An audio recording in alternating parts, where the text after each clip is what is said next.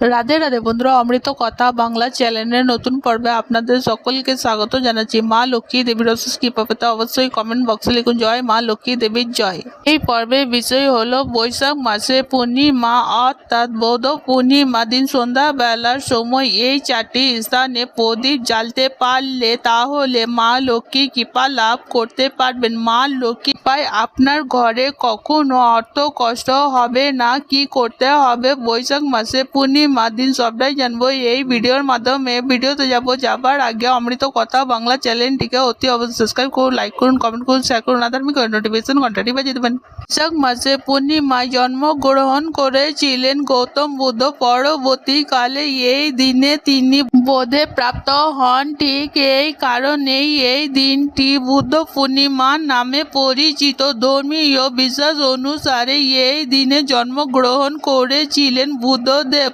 বৌদ্ধ অবলম্বীদের পাশাপাশি হিন্দুদের কাছেও এই দিনটি অত্যন্ত গুরুত্বপূর্ণ, কারণ হিন্দু ধর্ম অনুসারে শ্রী বিষ্ণুর নবম অবতার হিসাবে গণ্য করা হয় গৌতম বুদ্ধকে। 579 খ্রিস্টাব্দে এই দিনে বুদ্ধদেব সাধনায় সিদ্ধি লাভ করে এবং 564 খ্রিস্টপূর্বাব্দে এই দিনে তিনি মহাপরিনির্বাণ লাভ করেন। তাই বৈশাখ মাসের এই পূর্ণিমা বৌদ্ধ পূর্ণিমা নামে খ্যাত। এই বৈশাখী পূর্ণিমাতে বোধি বা মহানির্মাণ লাভ করেছিলেন কপিলা বস্তুর রাজা সদ্যোধনের পুত্র সিদ্ধার্থ। রাজপুত্র থাকা সত্ত্বেও রাজ পরিবারে বিলাসবহুল জীবন ত্যাগ করে নেমে এসেছিলেন। রাজ তাই উপলব্ধি করেছিলেন প্রকৃত জীবনকে। বৈশাখী পূর্ণিমাতে গৃহত্যাগী রাজকুমার বুদ্ধি লাভ করেন এবং তারপরে গৌতম বুদ্ধ নামে সর্বত্র পরিচিত হন। তিনি তথাগত নামেও পরিচিত ছিলেন। 2500 বছর আগে বৌদ্ধিক বা জ্ঞান লাভ করার পর গৌতম বুদ্ধ তার শিষ্যদের মধ্যে যে ধর্ম প্রচার করেছিলেন তা বৌদ্ধ ধর্ম নামে পরিচিত। ভারতে এই দিনটি যেমন বৌদ্ধ পূর্ণিমা বা বুদ্ধ জয়ন্তী নামে উদযাপন করা হয়, তেমনি Sri Lanka, Myanmar, Cambodia, Java, Indonesia, Tibet, মঙ্গোলিয়াতে এই দিনটি ভ্যানস নামে পালিত হয়। চন্দ্র ক্যালেন্ডার অনুসারে নির্ধারিত হয় বলে প্রতি বছর বৌদ্ধ পূর্ণিমার দিন পাল্টে যায়।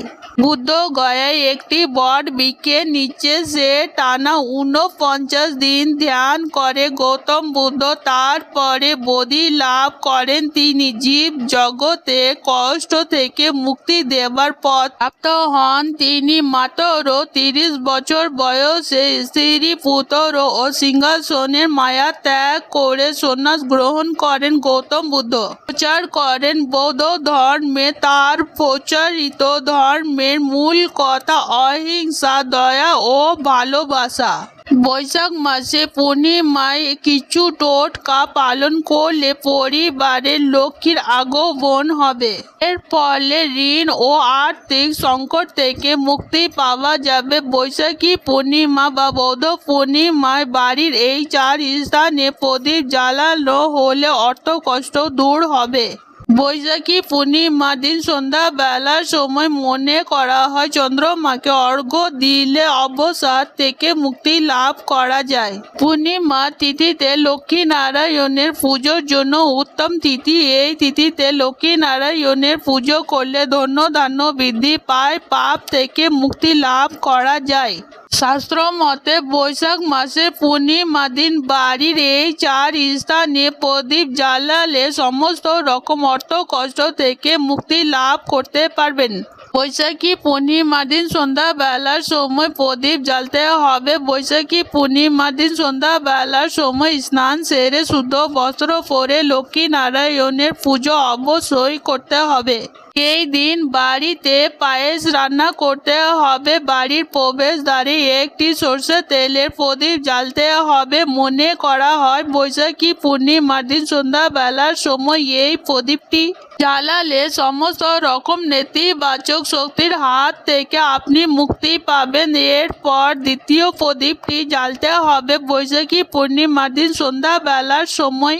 তুলসী তলায় একটি ঘিয়ের প্রদীপ অবশ্যই জ্বালতে হবে। প্রচলিত বিশ্বাস অনুসারে এর ফলে লক্ষ্মী প্রসন্ন হবে এবং সমস্ত রকমের ঋণ ও আর্থকষ্ট থেকে মুক্তি লাভ করতে পারবেন। এরপর সব থেকে গুরুত্বপূর্ণ প্রদীপ জ্বালতে হবে বাড়ির ঠাকুর ঘরে। এই দিন বাড়ির ঠাকুর ঘর পরিষ্কার পরিচ্ছন্ন করে নেবার পর সন্ধ্যাবেলার সময় একটি ঘিয়ের প্রদীপ জ্বালতে হবে। এই ঘিয়ের প্রদীপের মধ্যে দুটি লবঙ্গ, একটি 1 টাকার কয়েন এবং একটি ঘড়ি দিতে হবে। এই প্রদীপটিকে বাড়িতে জ্বালিয়ে রাখতে হবে। পারলে সারা রাত জ্বালিয়ে রাখবেন, সুখ সমৃদ্ধি বজায় থাকবে। তাই চেষ্টা করবেন এই প্রদীপটিকে সারা রাত জ্বালিয়ে রাখার। এই প্রদীপটিকে বৈশাখী পূর্ণিমার দিন নিভে যেতে দেবেন না। চতুর্থ প্রদীপটি জ্বালতে হবে বাড়ির রান্নাঘরে। এই তিথিতে বাড়ির রান্নাঘরে যদি একটি ঘিয়ের প্রদীপ আপনি জ্বালতে পারেন তাহলে অন্নপূর্ণা দেবী প্রসন্ন হবে এবং বাড়ির অন্নের ভাণ্ডার কখনো খালি হবে না। বৈশাখী পূর্ণিমা দিন বাড়ির এই 4 স্থানে প্রদীপ জ্বালাতে পারলে মা লক্ষ্মীকে প্রসন্ন করতে পারবেন। এরপর লক্ষ্মী নারায়ণের পুজো করতে হবে। মাকে কলা পাতায় পায়েসের ভোগ অর্পণ করতে হবে। এরপর লক্ষ্মী নারায়ণকে পুষ্পাঞ্জলি অর্পণ করতে হবে। পুষ্পাঞ্জলি অর্পণ করে নেবার পর ওম শ্রীং লক্ষ্মী বাসুদেবায় নমঃ এই মন্ত্রটি 108 বার জপ করতে হবে। এরপর মা লক্ষ্মী নারায়ণকে বিধিবদ্ধ আরতি করতে হবে। এই দিন বাড়িতে অবশ্যই কর্পূর জ্বালতে হবে। এই ছোট উপায়টি করার মাধ্যমে বৈশাখী পূর্ণিমা দিন মা লক্ষ্মীর কৃপায় সমস্ত রকমের অর্থকষ্ট দূর হবে। আজকের পর্ব এখানে সমাপ্ত হলো। অমৃত কথা বাংলা চ্যানেলের সঙ্গে থাকার জন্য আপনাদের অনেক অনেক ধন্যবাদ। রাধে রাধে।